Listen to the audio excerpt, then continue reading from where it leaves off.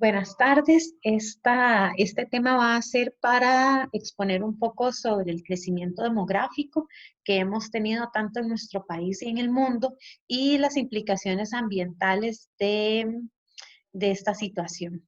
Entonces, hay una página que me gusta mucho, se llama worldometers.info y nos da como información en tiempo real de cuántas personas somos, de cómo están nuestros recursos, de qué estamos produciendo. Y si pueden ver en la página, pues somos muchísimos seres humanos. En el video que les dejé complemento a esta pequeña intervención que se llama Cronología de la Superpoblación, pues van a ver cómo realmente la población humana empezó a crecer exponencialmente en los últimos 100 años, ¿verdad? Luego de la revolución industrial empezó el crecimiento poblacional y además se dio con los avances tecnológicos, más que todo con la medicina, la invención de los antibióticos, ¿verdad? Que lo que hizo fue empezar a disminuir las muertes infantiles, ¿verdad? Disminuir muertes por muchas otras causas, ¿verdad? Los antibióticos, las vacunas y demás, pues nos han alargado la vida en más escala. Ay, hasta luego. Gracias por todo.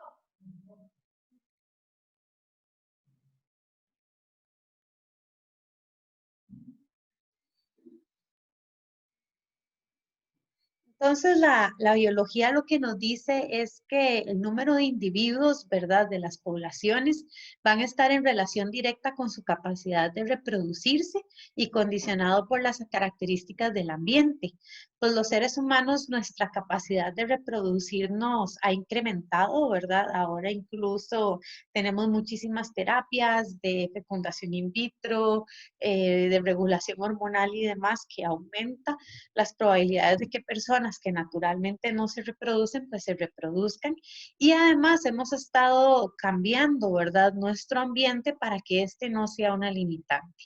Entonces, hablemos en términos generales, ¿verdad?, de cuáles son las estrategias reproductivas que tienen diferentes especies. Tenemos la estrategia K y la estrategia R. Las especies que se reproducen bajo estrategia K es como nosotros, como los seres humanos, que son especies que viven en ambientes estables, entonces su método de reproducción no tiene que responder a estos cambios drásticos ambientales. La tasa reproductiva va a ser baja, van a tener pocos individuos a la vez, eh, eh, pequeño número de crías, ¿verdad? Aumenta la cantidad de cuidados paternos que se les pueden dar y se va a invertir muchísimos recursos en pocos descendientes, pero que estos descendientes tengan una alta probabilidad de descendencia, ¿verdad? Estamos hablando de grandes mamíferos, digamos como los elefantes, rinocerontes, felinos y demás.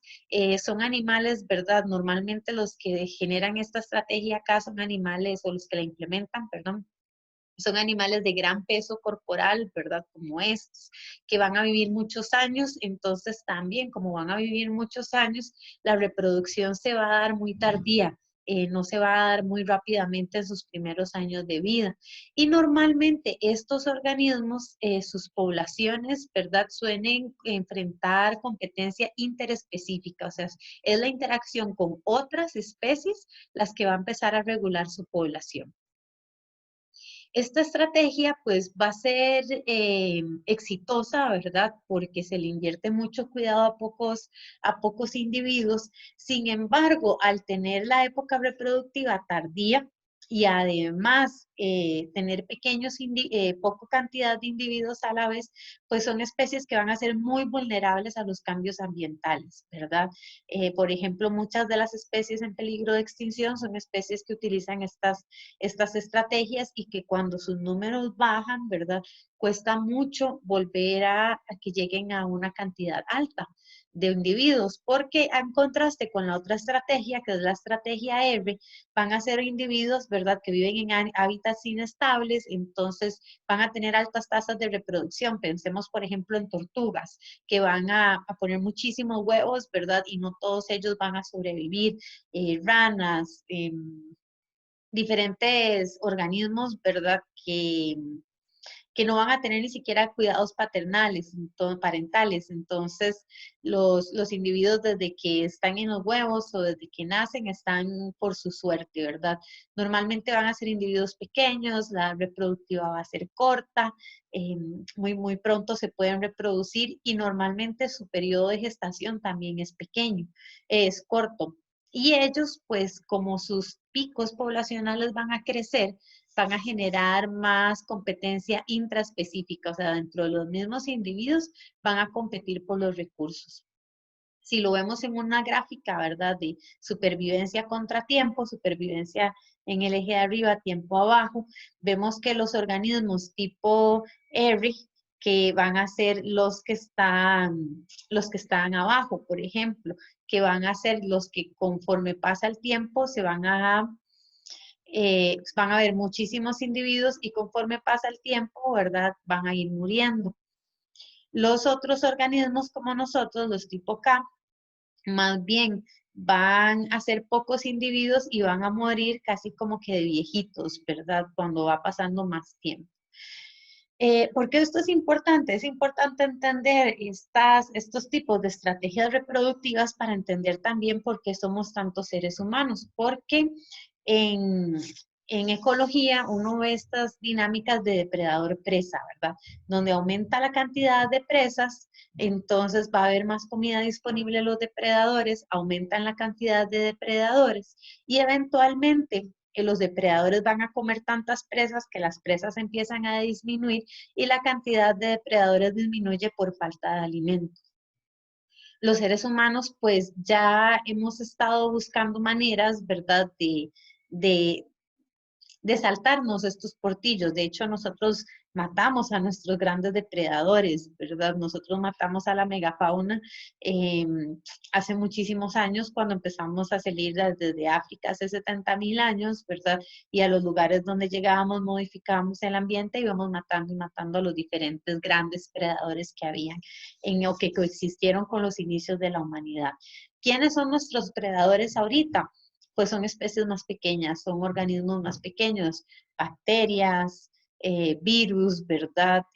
Como estamos viendo ahorita, van a ser como los diferentes mecanismos ambientales por los que nos controlamos. Entonces, al nosotros ya haber quitado este portillo de depredador-presa, empezamos a generar estas sobrepoblaciones donde no tenemos mucho que nos controle. El control, entonces, en este caso va a depender como de casi que de nosotros mismos, ¿verdad?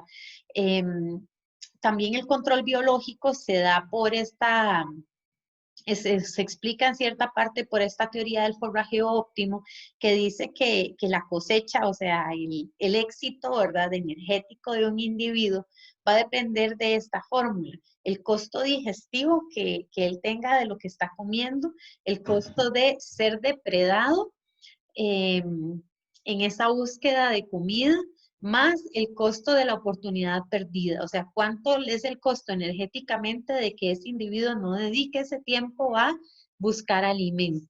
Entonces, los seres humanos, al tener menos depredación, menos riesgos de depredación para buscar nuestro alimento, eso es otro portillo biológico donde estamos saltándonos, ¿verdad? Estas como reglas ecológicas que aplican a otras especies. Y entonces eso nos hace que nuestra población se vea de esta manera. Empezamos a crecer exponencialmente, de hecho en los 70 es donde hemos aumentado nuestra tasa reproductiva más alto. En los últimos 100 años es donde la humanidad, como les decía, con la revolución industrial empezamos a crecer exponencialmente. En los 70 nuestra tasa de reproducción era el 2%, nuestro porcentaje de crecimiento poblacional, perdón, y actualmente es el 1.05%, o sea, seguimos creciendo como especie nada más a una tasa no tan alta.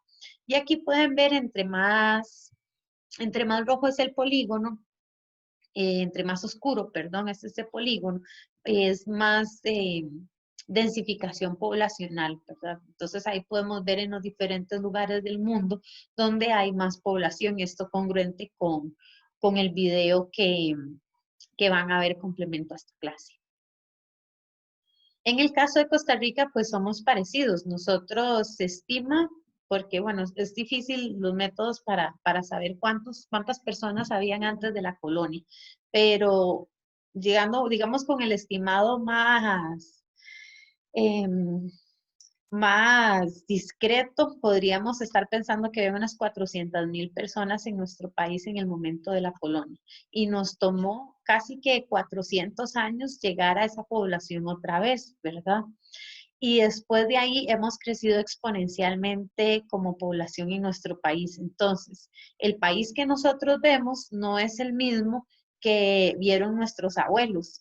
Y como ustedes mencionaron en los foros, ¿verdad? Donde estaban hablando de las externalidades del cambio del uso de suelo que ustedes tienen, muchísimos me hablaban de que viven en zonas urbanas o en zonas agropecuarias, algunos cuantos vivían en zonas como en Acerrí, donde había un uso más de conservación, o en San Rafael de Heredia algunos, en Nandayure, que se dedicaban un poco ¿verdad? Como que había un área más abierta, más verde, digamos, una cobertura más verde. En Guasimal también nos hablaban. Y y entonces muchos de estos problemas, ¿verdad? Que vienen con el aumento poblacional, pues ustedes lo estaban plasmando en el foro, ¿verdad? Y ha sido exponencialmente como ustedes notaron y como ustedes expusieron de manera también en ese análisis de qué ha pasado con el lugar donde ustedes viven. Em, Actualmente la tasa de fertilidad por mujer en el mundo es de 2,5 niños por mujer. Entonces todavía estamos, digamos, una tasa de fertilidad de 2 es suficiente para mantener la población, digamos, que estable, ¿verdad? Porque recambia a sus progenitores. Em, una tasa de 1,77, como es en Costa Rica, significa que la población va a ir decreciendo, ¿verdad? Como se está viendo ahorita en nuestro país. De hecho, se habla muchísimo de que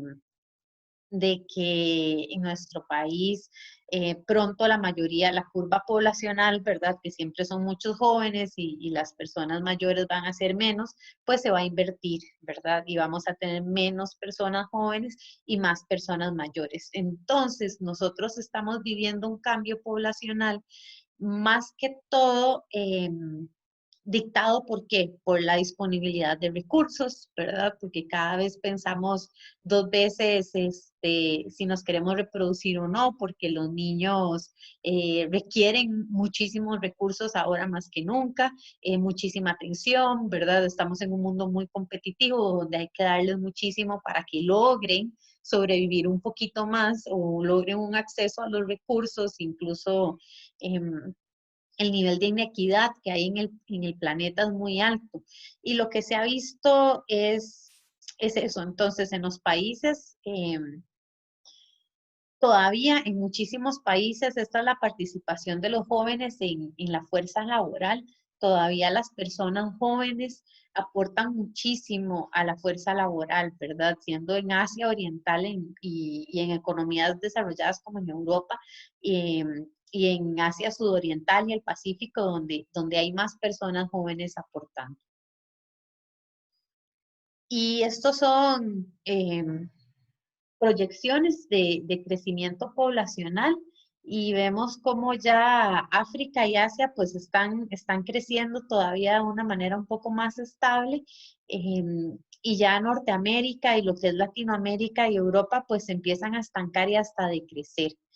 En el 2100, por ejemplo, la población de Europa y de América Latina pues va a disminuir. em, y veamos quiénes son los que se van a seguir aumentando. Por ejemplo, en China se estima que la población de China se estabilizará en el 2025 y en India en el 2060. Entonces, la próxima semana que vamos a hablar un poco de refugiados climáticos y de estos cambios de dinámicas de poblaciones, pues aquí se genera una pregunta. Si las personas si lo que se ha visto es que conforme, no, perdón, conforme el nivel educativo aumenta de una mujer, pues menos hijos quiere tener y más va a empujar la edad en la que va a tener hijos.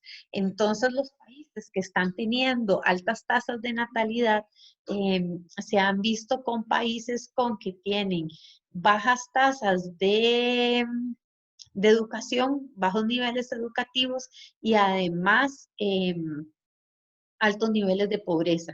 Entonces, también se ve como estos fenómenos, por ejemplo, de embarazo adolescente, ¿verdad? Y vemos en los países donde hay mayores casos de embarazos adolescentes.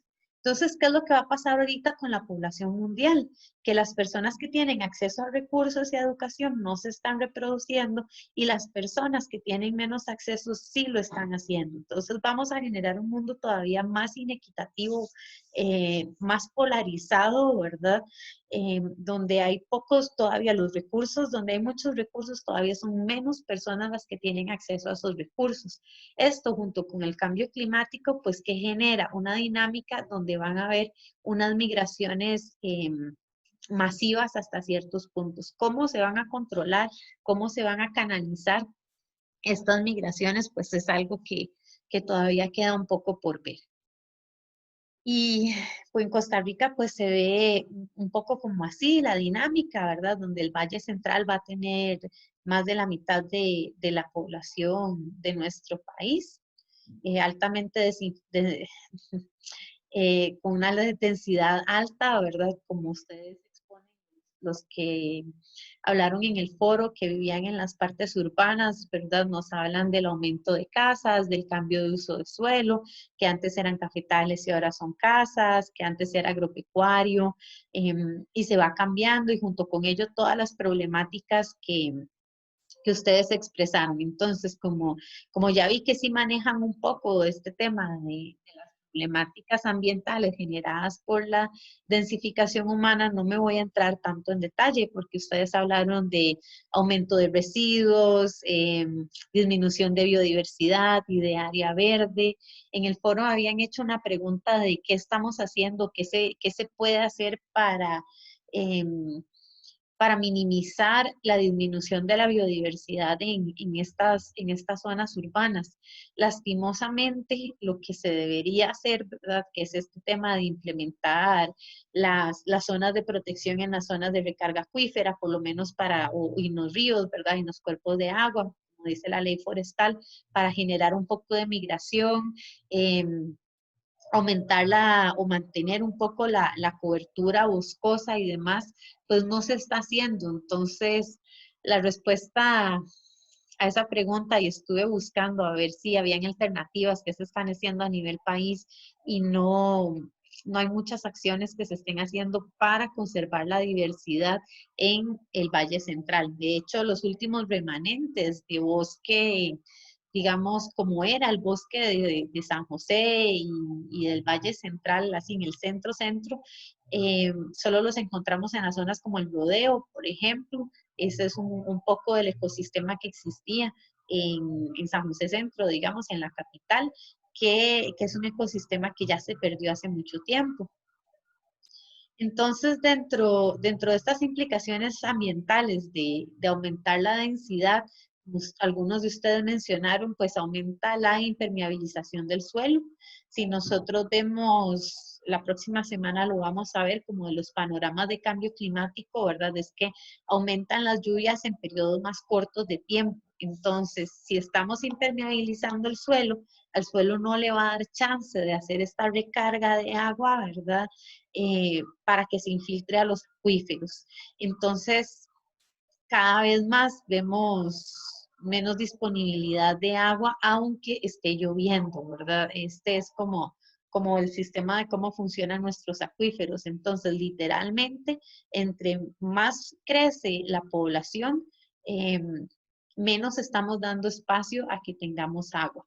Y también es todo un sistema, porque los acuíferos también desfogan en los ríos. Entonces, por ende, nuestros ríos también cada vez van a tener menos y menos acceso al agua, perdón, menos caudal.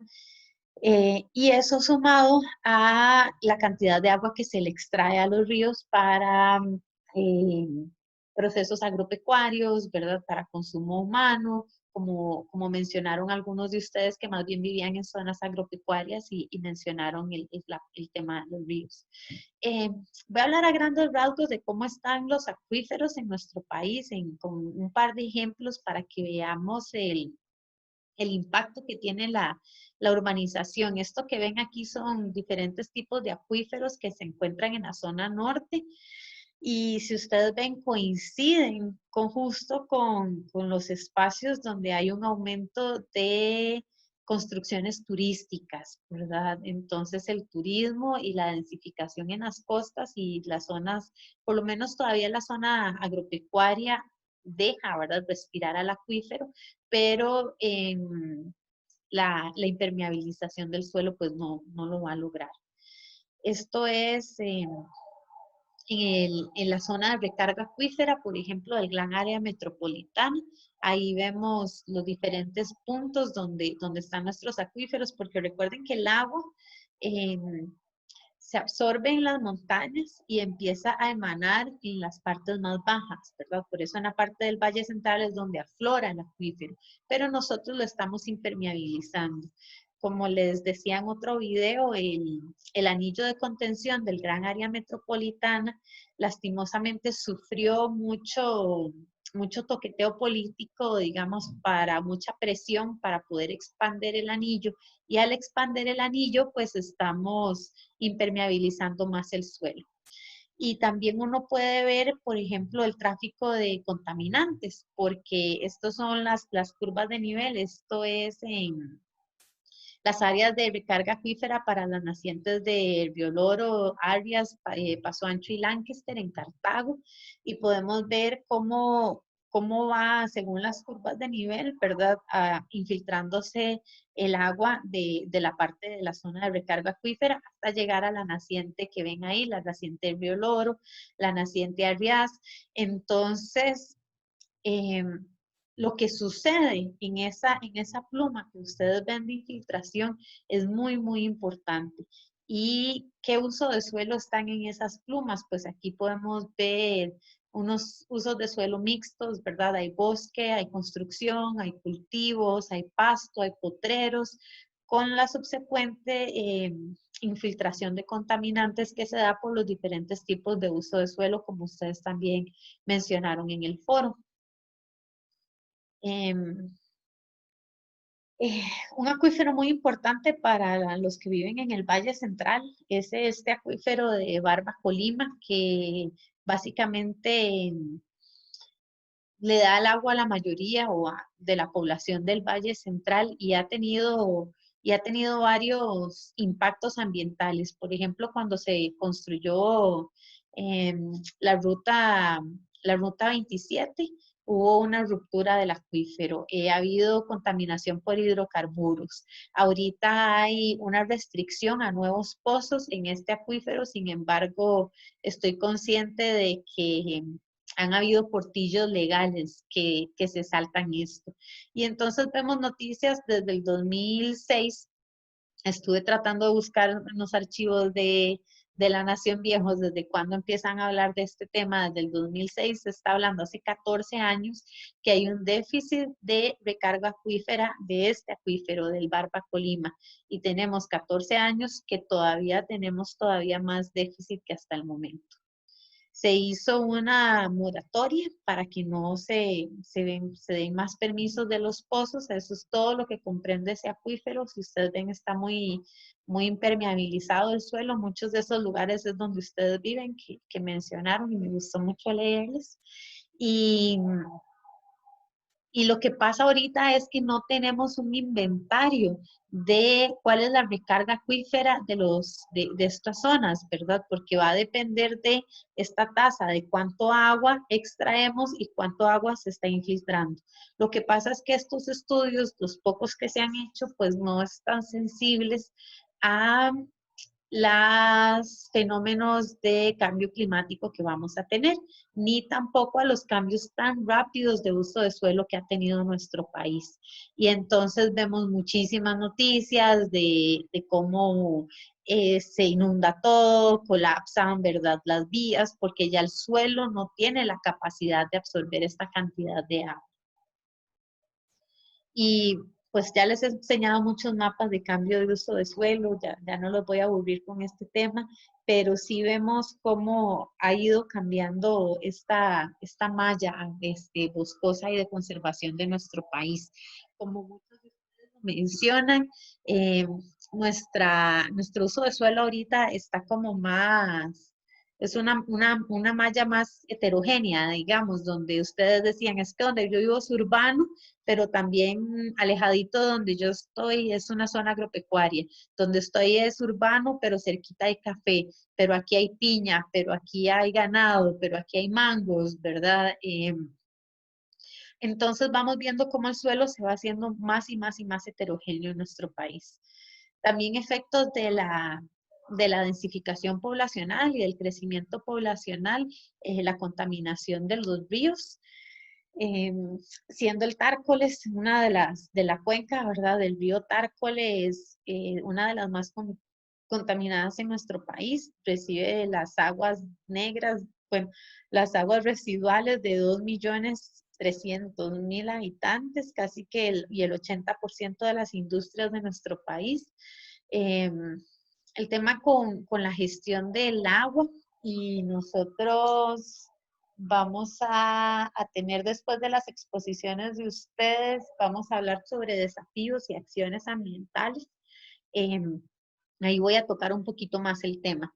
Con el tema de la gestión del agua en este momento es que el saneamiento ambiental de nuestras aguas es un poco complicado porque por muchísimo tiempo pues el sistema de colectores en nuestro país eh, básicamente echaba las aguas a los ríos, ¿verdad? Se creó este voto que es el voto Garavito, que lo que dice es que es responsabilidad de cada uno de los cantones que aportan contaminantes a la cuenca del Tárcoles tratar sus residuos, tanto sólidos como líquidos, localmente. Entonces el AIA empieza esta planta de los Tajos, ¿verdad? La planta de tratamiento que es la encargada de que ha estado rompiendo muchas de las aceras de todos nosotros y calles, ¿verdad? Pero esto, ¿qué es lo que está haciendo? Es haciendo un sistema de colectores para que no tengamos que depender de tanques sépticos, para que no tengamos que depender de diferentes métodos como esto de verter los residuos directamente a los ríos, sino que vayan a la planta de los Tajos. Lo que pasa con esta planta es que en este momento solo hace una separación primaria ¿cómo se llama? Solo hace un saneamiento primario. El saneamiento primario es que quita la materia orgánica, se quita la materia fecal y demás. Luego de eso tiene que hacer un tratamiento secundario que sería donde se quitan las aguas jabonosas y diferentes residuos, ¿verdad? De sulfitos y fosfatos. Y posteriormente, pues también habría que eliminar metales pesados y otros componentes, que no está sucediendo ahorita en este país porque es un proceso caro. Entonces la ley forestal pues nos dice que se tiene que proteger, ¿verdad? Esto lo incluyo con la pregunta del compañero, pues que se tiene que proteger estas zonas de acuíferas, ¿verdad? Se deberían de proteger las áreas que bordean las nacientes con un radio de 100 metros en modo horizontal para las que no son captadas, 150 o 200 metros según la pendiente y demás para las que sí. 15 metros, ¿verdad? De las quebradas, 150 si son ríos o depende de la pendiente. Y las aguas de recarga acuífera pues también deberían de ser eh, limitados. Sin embargo, la gestión de estas leyes pues no se aplica tanto. Impactos lumínicos, la contaminación lumínica es muy alta también conforme aumenta el crecimiento poblacional. Por temas de tiempo y de cantidad de datos para este curso, pues no les dejé nada, pero ustedes pueden buscar videos de la NASA que son increíbles de cómo se va aprendiendo el planeta, ¿verdad? Conforme va cambiando la luz del sol y lo ven desde el ¿verdad? Del espacio y se va viendo cómo va aumentando la cantidad de luz. Entonces, el impacto ambiental que nosotros tenemos en nuestras ciudades es muy alto. Ahorita, de hecho, hay una manera de medir el impacto ambiental lumínico. Lo que hacen es que se mide en qué países o se reporta en qué zonas ya no se puede ver el cinturón de Orión, que de la constelación de Orión, el cinturón de Orión siempre bueno, es una constelación bastante luminosa, ¿verdad? Y fácil de identificar. Y hay sitios donde ya no se puede ver. Y yo lo he visto, el cambio, o sea, yo sí he sentido el cambio de cuánto podía ver del cielo antes y cuánto puedo ver ahorita.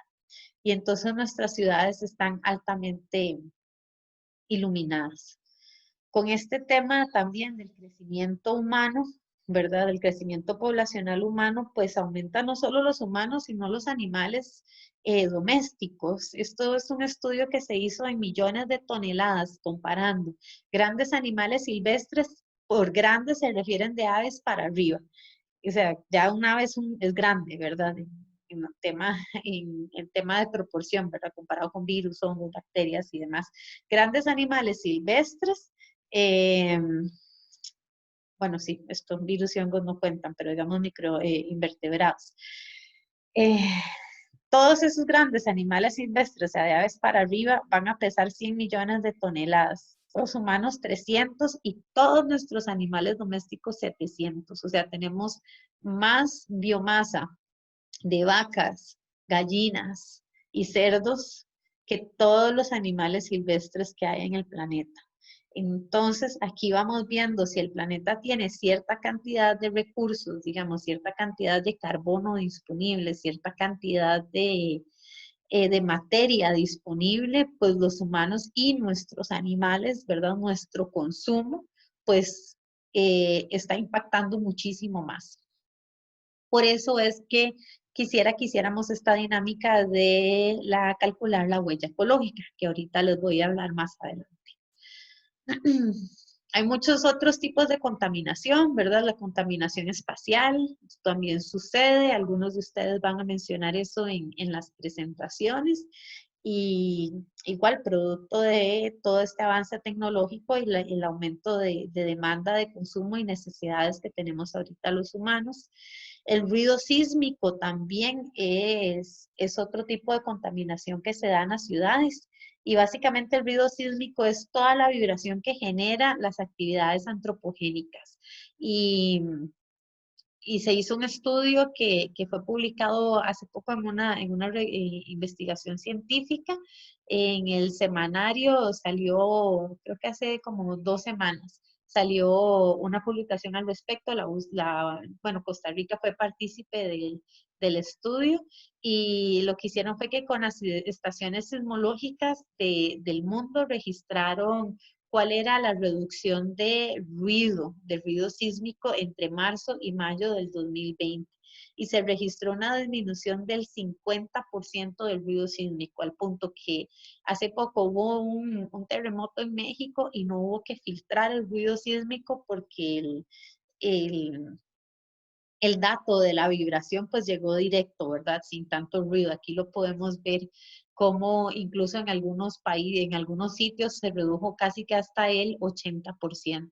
Entonces, pues nuestro transporte y nuestro estilo de vida no solo nos va a generar, ¿verdad? Va a generar contaminaciones hasta niveles que uno a veces no se los cuestiona. Imagínense los pobres animalitos que van a depender de estas vibraciones de la tierra para comunicarse, por ejemplo, o para tener adaptaciones de sobrevivencia. Si nosotros estamos vibrando tanto, tanto, tanto, tanto, tal vez de una manera muy rápida que no les haya dado a ellos tiempo de adaptarse, ¿qué está pasando con esos organismos? Ya que el suelo es algo que no está tan estudiado.